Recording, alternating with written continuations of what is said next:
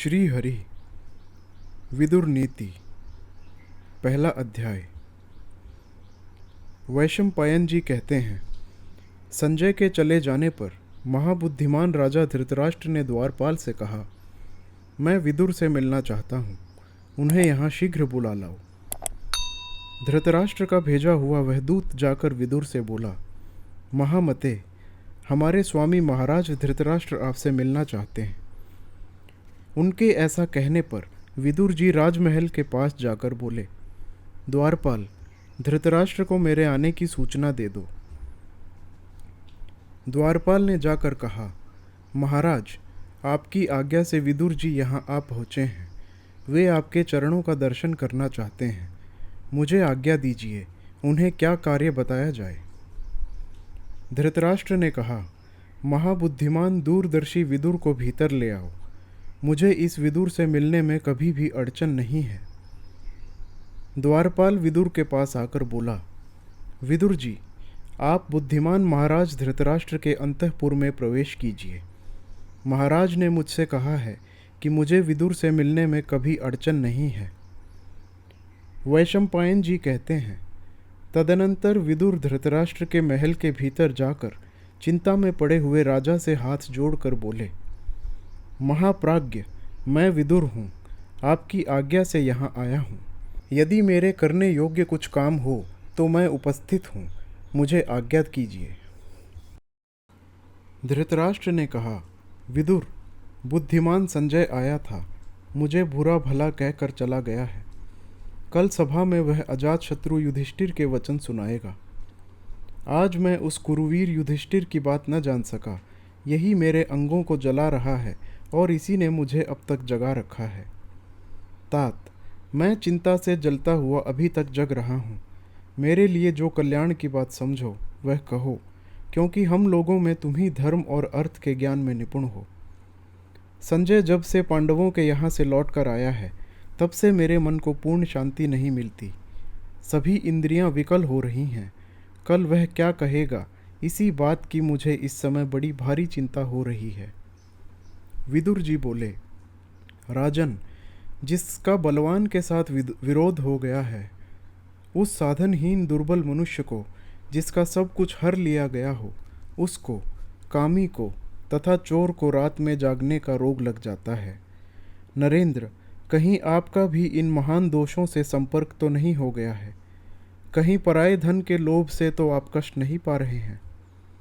धृतराष्ट्र ने कहा, मैं तुम्हारे धर्मयुक्त तथा कल्याण करने वाले सुंदर वचन सुनना चाहता हूँ, क्योंकि इस राजर्षि वंश में केवल तुम ही विद्वानों के भी माननीय हो। विदुर जी बोले, महाराज धृतराष्ट्र, श्रेष्ठ लक्षणों से संपन्न राजा युधिष्ठिर तीनों लोगों के स्वामी हो सकते हैं। वे आपके आज्ञाकारी थे, पर आपने उन्हें वन में भेज दिया। आप धर्मात्मा और धर्म के जानकार होते हुए भी आँखों से अंधे होने के कारण उन्हें पहचान न सके। इसी से उनके अत्यंत विपरीत हो गए और उन्हें राज्य का भाग देने में आपकी सम्मति नहीं हुई। युधिष्ठिर में क्रूरता का अभाव, दया, धर्म, सत्य तथा पराक्रम है। वे आप में पूज्य बुद्धि रखते हैं। इन्हीं सद्गुणों के कारण वे सोच विचार कर चुपचाप बहुत से क्लेश सह रहे हैं। आप दुर्योधन, शकुनी, कर्ण तथा दुशासन जैसे अयोग्य व्यक्तियों पर राज्य का भार रखकर कैसे ऐश्वर्य वृद्धि चाहते हैं? अपने वास्तविक स्वरूप का ज्ञान, उद्योग, दुख सहने की शक्ति और धर्म में स्थिरता, ये गुण जिस मनुष्य को पुरुषार्थ से च्युत नहीं करते, वही पंडित कहलाता है। जो अच्छे कर्मों का सेवन करता और बुरे कर्मों से दूर रहता है, साथ ही जो आस्तिक और श्रद्धालु है, उसके वे सद्गुण पंडित होने के लक्षण हैं। क्रोध, हर्ष, गर्व, लज्जा, उद्दंडता तथा अपने को पूज्य समझना, ये भाव जिसको पुरुषार्थ से भ्रष्ट नहीं करते, वही पंडित कहलाता है। दूसरे लोग जिसके कर्तव्य, सलाह और पहले से किए हुए विचार को नहीं जानते, बल्कि काम पूरा होने पर ही जानते हैं, वही पंडित कहलाता है। सर्दी, गर्मी, भय, अनुराग, संपत्ति अथवा दरिद्रता, ये जिसके कार्य में विघ्न नहीं डालते, वही पंडित कहलाता है। जिसकी लौकिक बुद्धि धर्म और अर्थ का ही अनुसरण करती है और जो भोग को छोड़कर पुरुषार्थ का ही वर्ण करता है, वही पंडित कहलाता है। विवेकपूर्ण बुद्धि वाले पुरुष शक्ति के अनुसार काम करने की इच्छा रखते हैं और करते भी हैं, तथा किसी वस्तु को तुच्छ समझकर उसकी अवहेलना नहीं करते। विद्वान पुरुष किसी विषय को देर तक सुनता है, किंतु शीघ्र ही समझ लेता है। समझकर कर्तव्य बुद्धि से पुरुषार्थ में प्रवृत्त होता है, कामना से नहीं।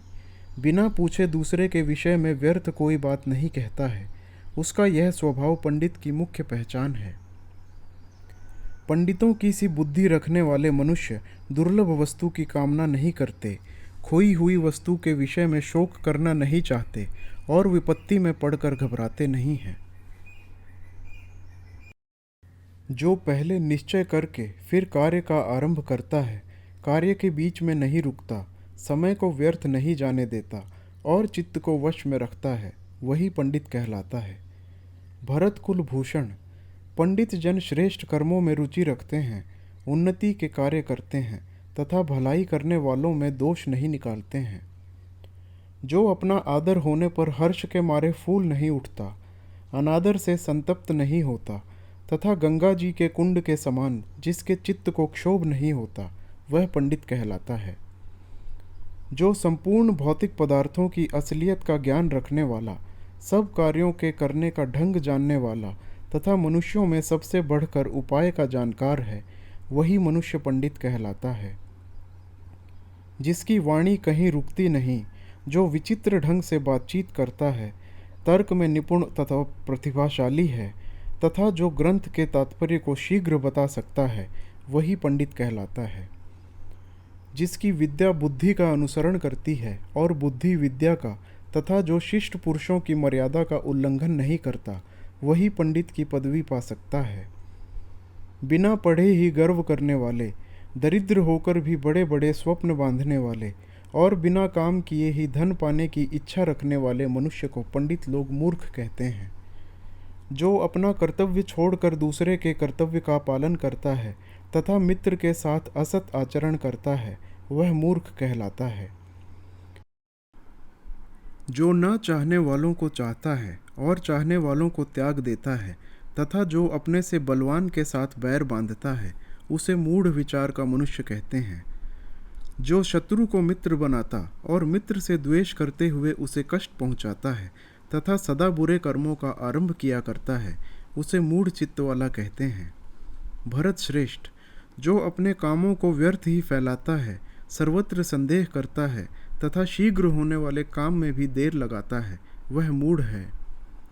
जो पितरों का श्राद्ध और देवताओं का पूजन नहीं करता तथा जिसे सुहृद मित्र नहीं मिलता, उसे मूढ़ चित्त वाला कहते हैं। मूढ़ चित्त वाला अधम मनुष्य बिना बुलाए ही भीतर चला आता है, बिना पूछे ही बहुत बोलता है तथा अविश्वसनीय मनुष्यों पर भी विश्वास करता है। स्वयं दोषयुक्त बर्ताव करते हुए भी जो दूसरे पर उसके दोष बताकर आक्षेप करता है तथा जो असमर्थ होते हुए भी व्यर्थ का क्रोध करता है, वह मनुष्य महामूर्ख है। जो अपने बल को न समझकर बिना काम किए ही धर्म और अर्थ से विरुद्ध तथा न पाने योग्य वस्तु की इच्छा रखता है, वह पुरुष इस संसार में मूढ़ बुद्धि वाला कहलाता है। राजन। जो अनधिकारी को उपदेश देता और शून्य की उपासना करता है तथा जो कृपण का आश्रय लेता है, उसे मूढ़ चित्त वाला कहते हैं। जो बहुत धन, विद्या तथा ऐश्वर्य को पाकर भी इठलाता नहीं चलता, वह पंडित कहलाता है। जो अपने द्वारा भरण पोषण के योग्य व्यक्तियों को बांटे बिना अकेले ही उत्तम भोजन करता और अच्छा वस्त्र पहनता है, उससे बढ़कर क्रूर कौन होगा। मनुष्य अकेला पाप करता है और बहुत से लोग उससे मौज उड़ाते हैं। मौज उड़ाने वाले तो छूट जाते हैं, पर उसका कर्ता ही दोष का भागी होता है। किसी धनुर्धर वीर के द्वारा छोड़ा हुआ बाण संभव है एक को भी मारे या ना मारे, मगर बुद्धिमान द्वारा प्रयुक्त की हुई बुद्धि राजा के साथ साथ संपूर्ण राष्ट्र का विनाश कर सकती है। 1 से 2 का निश्चय करके 4 से 3 को वश में कीजिए। 5 इंद्रियों को जीतकर, 6 गुणों को जानकर तथा 7 अवगुणों को छोड़कर सुखी हो जाइए। विष का रस पीने वाले को ही मारता है, शस्त्र से एक का ही वध होता है, किंतु मंत्र का फूटना राष्ट्र और प्रजा के साथ ही राजा का भी विनाश कर डालता है। अकेले स्वादिष्ट भोजन न करे, अकेला किसी विषय का निश्चय न करे, अकेला रास्ता ना चले और बहुत से लोग सोए हों तो उनमें अकेला न जागता रहे। राजन, जैसे समुद्र के पार जाने के लिए नाव ही एकमात्र साधन है, उसी प्रकार स्वर्ग के लिए सत्य ही एकमात्र सोपान है, दूसरा नहीं, किंतु आप इसे नहीं समझ रहे हैं। क्षमाशील पुरुषों में एक ही दोष का आरोप होता है, दूसरे की तो संभावना ही नहीं है। वह दोष यह है कि क्षमाशील मनुष्य को लोग असमर्थ समझ लेते हैं, किंतु क्षमाशील पुरुष का वह दोष नहीं मानना चाहिए, क्योंकि क्षमा बहुत बड़ा बल है। क्षमा असमर्थ मनुष्यों का गुण तथा समर्थों का भूषण है। इस जगत में क्षमा वशीकरण रूप है। भला क्षमा से क्या नहीं सिद्ध होता? जिसके हाथ में शांति रूपी तलवार है, उसका दुष्ट पुरुष क्या कर लेंगे? तृण रहित स्थान में गिरी हुई आग अपने आप बुझ जाती है। क्षमाहीन पुरुष अपने को तथा दूसरे को भी दोष का भागी बना लेता है। केवल धर्म ही परम कल्याणकारक है। एकमात्र क्षमा ही शांति का सर्वश्रेष्ठ उपाय है।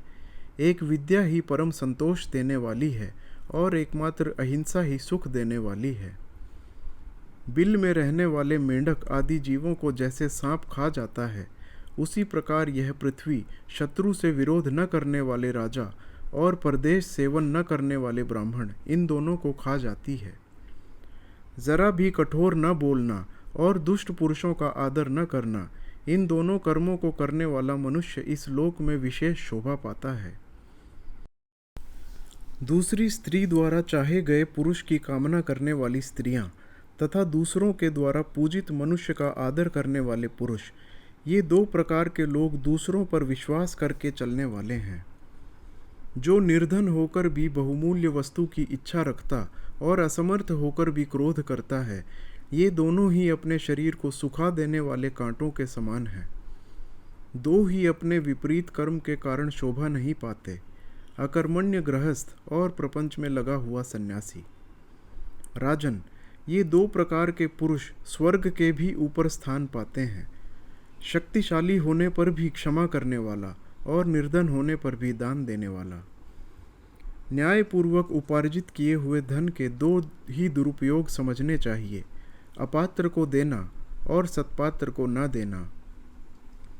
जो धनी होने पर भी दान न दे और दरिद्र होने पर भी कष्ट सहन न कर सके, इन दो प्रकार के मनुष्यों को गले में मजबूत पत्थर बांधकर पानी में डुबा देना चाहिए।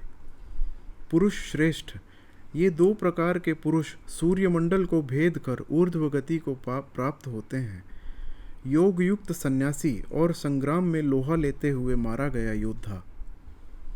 भरत श्रेष्ठ, मनुष्यों की कार्य सिद्धि के लिए उत्तम, मध्यम और अधम, ये तीन प्रकार के न्यायाकूल उपाय सुने जाते हैं। ऐसा वेद वेत्ता विद्वान जानते हैं। राजन, उत्तम, मध्यम और अधम, ये तीन प्रकार के पुरुष होते हैं। इनको यथा योग्य तीन ही प्रकार के कर्मों में लगाना चाहिए। राजन, तीन ही धन के अधिकारी नहीं माने जाते। स्त्री, पुत्र तथा दास, ये जो कुछ कमाते हैं वह धन उसी का होता है जिसके अधीन ये रहते हैं।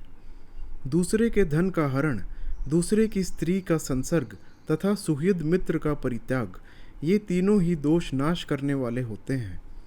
काम, क्रोध और लोभ, ये आत्मा का नाश करने वाले नरक के तीन दरवाजे हैं, अतः इन तीनों को त्याग देना चाहिए। वरदान पाना, राज्य की प्राप्ति और पुत्र का जन्म, ये तीन एक और शत्रु के कष्ट से छूटना यह एक और, वे तीन और यह एक बराबर ही हैं। भक्त, सेवक तथा मैं आपका ही हूँ ऐसा कहने वाले इन तीन प्रकार के शरणागत मनुष्यों को संकट पड़ने पर भी नहीं छोड़ना चाहिए। थोड़ी बुद्धि वाले, दीर्घसूत्री, जल्दबाज और स्तुति करने वाले लोगों के साथ गुप्त सलाह नहीं करनी चाहिए।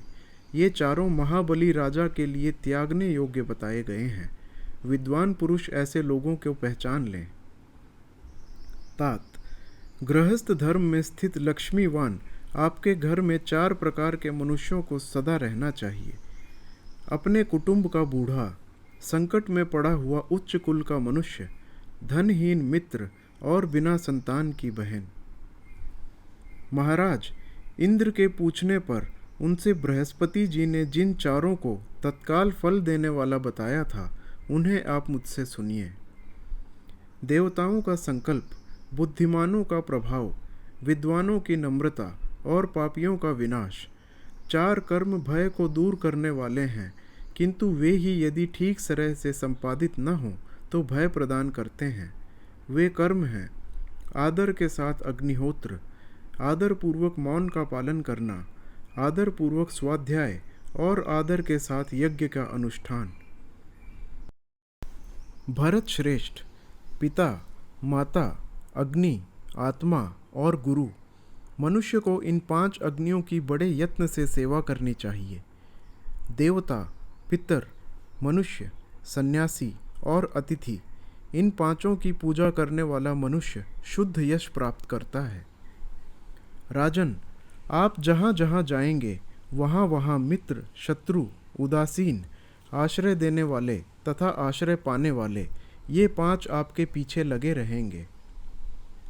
5 ज्ञानेंद्रियों वाले पुरुष की यदि एक भी इंद्रिय दोष युक्त हो तो उससे उसकी बुद्धि इस प्रकार बाहर निकल जाती है जैसे मशक के छेद से पानी। ऐश्वर्य या उन्नति चाहने वाले पुरुषों को नींद, तंद्रा, डर, क्रोध, आलस्य तथा दीर्घ सूत्रता, इन 6 दुर्गुणों को त्याग देना चाहिए। उपदेश न देने वाले आचार्य, मंत्रोच्चारण न करने वाले होता, रक्षा करने में असमर्थ राजा, कटु वचन बोलने वाली स्त्री, ग्राम में रहने की इच्छा वाले ग्वाले तथा वन में रहने की इच्छा वाले नाई, इन 6 को उसी भांति छोड़ दें जैसे समुद्र की सैर करने वाला मनुष्य फटी हुई नाव का परित्याग कर देता है। मनुष्य को कभी भी सत्य, दान, कर्मण्यता, अनसूया, क्षमा तथा धैर्य, इन 6 गुणों का त्याग नहीं करना चाहिए। राजन, धन की आय, नित्य निरोग रहना, स्त्री का अनुकूल तथा प्रियवादिनी होना, पुत्र का आज्ञा के अंदर रहना तथा धन पैदा करने वाली विद्या का ज्ञान, ये 6 बातें इस मनुष्य लोक में सुखदायिनी कही गई हैं। मन में नित्य रहने वाले 6 शत्रु, काम, क्रोध, लोभ, मोह, मद तथा मात्सर्य को जो वश में कर लेता है, वह जितेंद्रिय पुरुष पापों से ही लिप्त नहीं होता, फिर उनसे उत्पन्न होने वाले अनर्थों की तो बात ही क्या है। निम्नांकित 6 प्रकार के मनुष्य 6 प्रकार के लोगों से अपनी जीविका चलाते हैं, 7वें की उपलब्धि नहीं होती। चोर असावधान पुरुष से, वैद्य रोगी से, मतवाली स्त्रियां कामियों से, पुरोहित यजमानों से, राजा झगड़ने वालों से तथा विद्वान पुरुष मूर्खों से अपनी जीविका चलाते हैं। क्षण भर भी देख रेख न करने से गौ, सेवा, खेती, स्त्री, विद्या तथा शूद्रों से मेल, ये 6 चीज़ें नष्ट हो जाती हैं। ये 6 सदा अपने पूर्व उपकारी का अनादर करते हैं। शिक्षा समाप्त हो जाने पर शिष्य आचार्य का, विवाहित बेटे माता का, काम वासना की शांति हो जाने पर मनुष्य स्त्री का, कृत कार्य पुरुष सहायक का, नदी की दुर्गम धारा पार करने वाले पुरुष नाव का तथा रोगी पुरुष रोग छूटने के बाद वैद्य का तिरस्कार कर देते हैं। राजन, निरोगी रहना, ऋणी न होना, परदेश में न रहना, अच्छे लोगों के साथ मेल होना, अपनी वृत्ति से जीविका चलाना और निडर होकर रहना, ये 6 मनुष्य लोक के सुख हैं। ईर्ष्या करने वाला, घृणा करने वाला, असंतोषी, क्रोधी, सदा शंकित रहने वाला और दूसरे के भाग्य पर जीवन निर्वाह करने वाला, ये 6 सदा दुखी रहते हैं। स्त्री विषयक आसक्ति, जुआ, शिकार, मद्यपान, वचन की कठोरता, अत्यंत कठोर दंड देना और धन का दुरुपयोग करना, ये 7 दुखदायी दोष राजा को सदा त्याग देने चाहिए। इनसे दृढ़ मूल राजा भी प्रायः नष्ट हो जाते हैं। विनाश के मुख में पड़ने वाले मनुष्य के 8 पूर्व चिन्ह हैं। प्रथम तो वह ब्राह्मणों से द्वेष करता है, फिर उनके विरोध का पात्र बनता है।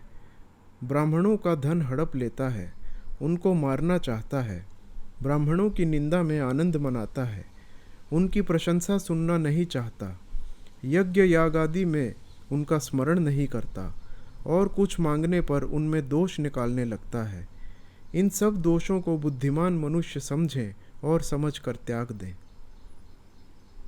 मित्रों से समागम, अधिक धन की प्राप्ति, पुत्र का आलिंगन, मैथुन में प्रवृत्ति, समय पर प्रिय वचन बोलना, अपने वर्ग के लोगों में उन्नति, अभीष्ट वस्तुओं की प्राप्ति और जन समाज में सम्मान, ये 8 हर्ष के सार दिखाई देते हैं और ये ही अपने लौकिक सुख के साधन भी होते हैं।